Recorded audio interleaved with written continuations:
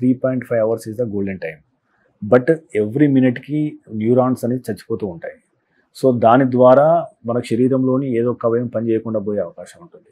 So, అంటే ఇప్పుడు ఈ థ్రాంబోలైసిస్ కావచ్చు, మిగతా చికిత్సా విధానాలతో. అంటే ఒక్కసారి చనిపోయిన లేదా డ్యామేజ్ అయిన న్యూరాన్స్‌ని తిరిగి మామూలు స్థితికి తీసుకొచ్చే అవకాశం ఉందా? తద్వారా మన శరీరంలోని కాలో, చెయ్యో తిరిగి మామూలు స్థితికి వచ్చే అవకాశం ఉంటుందా?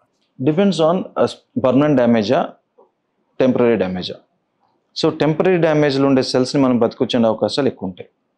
సో, అది మనం స్టడీస్ చేస్తాం. మనకి పర్ఫ్యూజన్ ఎట్లా ఉంది, డెఫిసిట్ ఎట్లా ఉందనేది చూసుకొని, సో పర్ఫ్యూజన్ బాగానే ఉంది అనుకున్నప్పుడు, లేకపోతే మీకు కొంతమందిలో కొలెటరల్స్ వల్ల కానివ్వండి, లేకపోతే ద రేట్ ఆఫ్ అక్లూజన్ వల్ల కానివ్వండి, కొంతమందిలో ఆ పర్ఫ్యూజన్ అనేది కొంచెం ఉంటుంది. టెంపరీ డెఫిసిట్ వచ్చినా కూడా సర్వైబుల్ సెల్స్ ఎక్కువ ఉంటాయి. అట్లాంటి సెల్స్కి ఫ్లో వెళ్ళిపోయిందంటే, so you can minimize the deficit. కొంతమందిలో డెఫిసిట్ కంప్లీట్ రివర్స్ కూడా అవుతాయి చాలా మందిలో. So identification is important. అది అనేది ఎర్లీ ఐడెంటిఫికేషన్ ఈజ్ ఇంపార్టెంట్.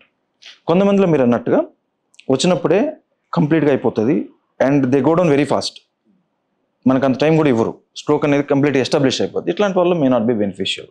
అంటే కొంతమందికి 6 నెలలు, సంవత్సరం వరకు కూడా ఒక చెయ్యి, ఒక కాలు పూర్తిగా పనిచేయకుండా ఉంటుంది కొంతమందికి. దాన్ని తిరిగి మళ్ళీ మామూలు స్థితికి వచ్చే అవకాశం ఉంటుంది. పర్మనెంట్ డెఫిసిట్ వచ్చాక most of the concentration will be on rehabilitation. So అంతేగాని కంప్లీట్ రికవరీ అనేది may not be possible in many.